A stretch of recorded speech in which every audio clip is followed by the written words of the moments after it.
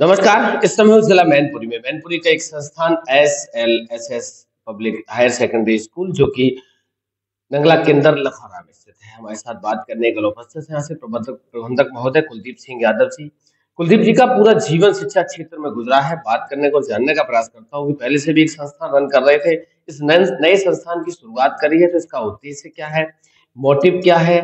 क्योंकि आज देखा जाए, आज दौर बदल चुका है, आधुनिक शिक्षा को सबसे ज्यादा बढ़ावा दिया जा रहा है।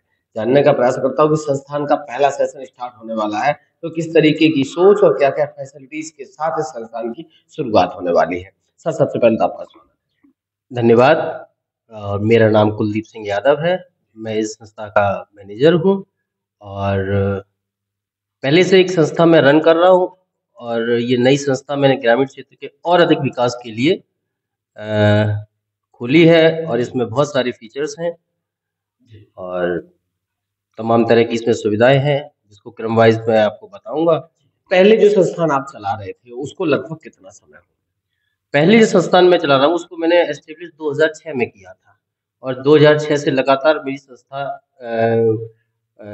उन्नति के पथ पर अग्रसर रही है। इस समय वहाँ पे 1100 बच्चे हैं और वह हिंदी माध्यम से हमारी संस्था है और हाई स्कूल इंटर का रिजल्ट हमारा 100% रहता है वहाँ पे और काफ़ी अच्छे बच्चे हैं। जब हम ग्रामीण क्षेत्र में यहाँ पे इस संस्था हमने डाली थी उस समय यहाँ के बच्चे बहुत ही वीक और मतलब इस मेंटेलिटी के होते थे कि हाई स्कूल इंटर ही केवल करना है, आगे कुछ करना नहीं है। लेकिन जब से ये संस्था मैंने डाली थी 2006 में अपनी वाली, जो पुरानी वाली संस्था है, तब से बच्चों में एक अलग प्रकार का मतलब एक उत्साह है कि मुझे इंटर के बाद भी मतलब बाहर जाके कोचिंग करना है। मेरे बच्चे बाहर जाके कोचिंग करते हैं, सेलेक्ट भी होते हैं, काफ़ी कुछ बच्चे सेलेक्ट भी हो चुके हैं। अकबरपुर झाले में मेरा एक बच्चा सेलेक्ट हुआ है। अकबरपुर झाले में मेरे 3 बच्चे सेलेक्ट हुए हैं जिसमें एक बच्चा आर्मी में, एक लेखपाल में है। अभी लेखपाल की जो वैकेंसीज आई थी उसमें सेलेक्ट हुआ है। एक बच्चा रेलवे में है। कई बच्चे मेरे एयरफोर्स में भी सेलेक्ट हुए। तो काफ़ी मतलब इस जो संस्था मैंने 2006 में डाली थी वो मतलब उसको डालने के पश्चात यहाँ का वातावरण ही शिक्षा का बिल्कुल चेंज हो गया। वो संस्थान बहुत अच्छा चल रहा था, सारी चीजें, बहुत सारी उपलब्धियां आपके साथ जुड़ी थी। क्या जरूरत पड़ी आपको SLSS संस्थान की स्थापना में? वो संस्था ठीक चल रही थी, आज भी ठीक चल रही है और आगे भी ठीक चलेगी। लेकिन कुछ नया और कुछ करने का, क्योंकि आज के ज़माने में एक ऑनलाइन जैसा आप देख रहे हैं कि ऑनलाइन का बहुत बड़ा क्रेज़ है। तो प्रोजेक्टर के माध्यम से बच्चों को शिक्षा देना और सबसे बड़ा एडिक्शन मुझे एक चीज़ का लगता है कि जैसे बच्चे 2 बजे के बाद छुट्टी हो जाती है और 2 बजे के बाद छुट्टी हो जाती है तो पेरेंट्स की अक्सर एक कंप्लेंट आती है कि सर ये घर पे मोबाइल ज़्यादा देखता है, पढ़ता नहीं है। तो उसको देखते हुए इस संस्था को मैंने एस्टेब्लिश किया। यहाँ मेरा जो परिसर है इसमें डे क्लासेस भी रहेगी। यानी कि बच्चा चाहे तो डे वाला जो पैकेज है वो ले सकता है। जैसे मान लीजिए 8 बजे आता है और 2 बजे उसका छुट्टी हो जाएगी, घर पे जाके फिर वो अपना गार्जियंस ट्यूशन के माध्यम से या किसी अन्य माध्यम से मैनेज करे। वैसे अब हमारी संस्थाएँ जो भी है वो पहले चल रही है और ये चलेगी। ट्यूशन की आवश्यकता किसी बच्चे को नहीं पड़ती है। तो डे क्लासेस के बाद इसमें जो दूसरा जो पैकेज है वो अपने यहाँ सेमी हॉस्टल का है। सेमी हॉस्टल मतलब डे बोर्डिंग अर्धावासी, जिसमें बच्चा 8 बजे आएगा हमारे पास और वो शाम को 5 साढ़े 5 6 बजे जाएगा। तो जिसमें भी फीलिंग बच्चे को एज ए हॉस्टल आएगी। तीसरा जो पैकेज है वो हमारा हॉस्टल का है। तो जो सेमी हॉस्टल का पैकेज मेरा डालने का मोटिव यही था कि यहाँ के जो गार्जियंस हैं, बहुत से गार्जियंस इच्छुक होते हैं अपने बच्चे को हॉस्टल में पढ़ाने के लिए, लेकिन वो फीस को अफोर्ड नहीं कर पाते हैं। तो चूंकि 50,000 60,000 या 70,000 रुपया फीस उनके लिए अनअफोर्डेबल होती है, तो सेमी हॉस्टल के माध्यम से कम फीस में एक हॉस्टल जैसा वो पूरा क्लाइमेट क्रिएट हो जाएगा और बच्चा उनकी एजुकेशन बहुत अच्छी हो जाएगी। जी। इतना लंबा समय रहा आप लोग, 22 से 25 साल आप शिक्षा क्षेत्र से जुड़े भी। कोरोना काल जैसी महामारी ने पूरी शिक्षा व्यवस्था को चौपट कर दिया था। उस समय क्या क्या चैलेंजेस फेस करने पड़े? काफ़ी कुछ चैलेंजेस फेस करने पड़े। सबसे बड़ा चैलेंजेस यही था कि उस समय ऑनलाइन जो एजुकेशन है वह बहुत से लोग नहीं जानते थे और चूंकि हम लोगों को बच्चे की एजुकेशन कंटिन्यू रखनी थी, बच्चे स्कूल आ नहीं पा रहे थे। तो ऑनलाइन हम लोगों ने प्रयास किया मोबाइल के माध्यम से पढ़ाने का। उसमें बहुत से पेरेंट्स ऐसे थे जिनके पास एंड्रॉयड फ़ोन नहीं था। ये सबसे बड़ी समस्या थी उस समय की कि बच्चों के पास एंड्रॉयड फ़ोन नहीं था, तो उस समय बहुत से बच्चों ने एंड्रॉयड फ़ोन खरीदा और चूँकि फाइनेंशियल प्रॉब्लम भी ग्रामीण क्षेत्र में बहुत ज़्यादा होती है, तो एंड्रॉयड फ़ोन खरीदने के बाद फिर उस माध्यम से हम लोगों ने ऑनलाइन शिक्षा भी दी। तो लेकिन ये सबसे ज़्यादा परेशानी हमको देखने को मिली कि 100% स्टूडेंट में से मैं केवल 30 या 40% बच्चों को ऑनलाइन एजुकेशन ही दे पाया।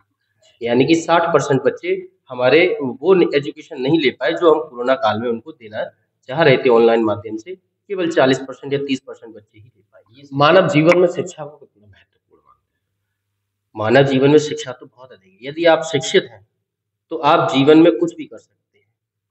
आप सरकारी जॉब में नहीं जा मतलब सरकारी जॉब में अगर आप नहीं जा पाए, तो आप प्राइवेट जॉब में भी बहुत अच्छा कर सकते हैं। प्राइवेट जॉब नहीं तो आप बिज़नेस अपना कोई भी एस्टेब्लिश कर सकते हैं। आप किसी भी क्षेत्र में जाइए, शिक्षा का तो बहुत अधिक महत्व है। हैं? आप बहुत लंबा समय शिक्षा क्षेत्र में रहा, आपने देखा वेस्टर्न कल्चर हावी हो रहा, पश्चिमी सभ्यता बच्चों पे हावी हो रही, मोबाइल के माध्यम से अननेसेसरी बहुत सारी चीजें, इंटरनेट के समय है, तो क्या मानना है आपका उस परिवेश में आप संस्थान क्या प्रयास करेगा उसको बचाने के लिए? हम समय-समय पे बच्चों को इस चीज़ के लिए दिशा निर्देशित करते रहते हैं कि मोबाइल का उपयोग उतना ही करना है सीमित मात्रा में जितना आवश्यक है। मतलब मीन्स टू से कि अगर कोई बच्चा ऑनलाइन क्लासेस ले रहा है तो वो उस तरह से लेना चाहिए। लेकिन एक्चुअली क्या है कि मैंने आपको जैसे स्टार्टिंग में बताया कि सबसे बड़ा एडिक्शन आज के क्षेत्र में मोबाइल ही है। हम लोग पहले भी पढ़ते थे, तो मोबाइल नहीं होते थे तब भी हम लोगों की बहुत अच्छी एजुकेशन होती थी। लेकिन आज के समय में अगर मोबाइल है, तो मोबाइल के माध्यम से अगर हम ऑनलाइन एजुकेशन ले रहे हैं तो है ठीक, लेकिन ये एडिक्शन बनता जा रहा है। ऑनलाइन क्लासेस लेना ये ठीक है, लेकिन ये मोबाइल के माध्यम से एक एडिक्शन बनता जा रहा है और ये एडिक्शन आगे चल के बहुत ज़्यादा हानिकारक साबित हो सकता है। उसी को देखते हुए इस विद्यालय में मैंने ये सारी सुविधाएँ जिसको बच्चे को कोई दिक्कत ना हो, बच्चा हमारे पास जब 4 से 5 बजे तक रहेगा, तो मेरी समझ में उसे ऑनलाइन ऑनलाइन की कोई ज़रूरत नहीं पड़ेगी और उसको हम बहुत बेटरमेंट एजुकेशन दे पाएँगे। जिस परिवेश में आप बैठे हैं, संस्थान जिस परिवेश में है, उस परिवेश किसानों, मज़दूरों, गरीबों, मज़लूमों के बच्चे आपके बाद एकदम जुड़े हुए हैं। क्या किस तरीके का सहयोग आपकी तरफ से, संस्थान की तरफ से रहेगा? देखिए सबसे पहले तो मैं यहाँ का जो फ़ीस स्ट्रक्चर है, वह इस क्षेत्र को देखते हुए ही रखा है कि यहाँ पर अगर कोई भी मतलब व्यक्ति है, अगर वो थोड़ा-सा कोशिश करे तो हम लोगों की फ़ीस आसानी से अफ़ोर्ड कर पाएगा। और इन केस अगर किसी के साथ कोई दिक्कत है, कोई परेशानी है, किसी के पेरेंट्स नहीं है, कोई दिक्कत है और वो बच्चा अच्छा है और बच्चा जो है अच्छा बनने का प्रयास कर रहा है और ये मुझे लग रहा है कि बच्चा समाज में कुछ अच्छा कर पाएगा, तो उसके लिए हम बहुत कुछ सहूलियत विद्यालय में देंगे और उसको शिक्षित करेंगे, अच्छा मार्गदर्शन देंगे उसको, जिससे कि आगे चल के वो अपने भविष्य को उज्ज्वल कर पाए, हमारा भी इसमें नाम हो। आखिरी सवाल आपसे है, नए सत्र में नए नए संस्थान की शुरुआत हुई, एक संस्थान ऑलरेडी रन कर रहा है। क्या कहना चाहते हैं आस-पास के लोगों से कि जो कि शिक्षा की तरफ अग्रसर लोग हैं? आस-पास के लोग वैसे तो 2006 में जब हमने विद्यालय को एस्टेब्लिश किया था, तब इतना कुछ शिक्षा के प्रति जागरूक नहीं थे।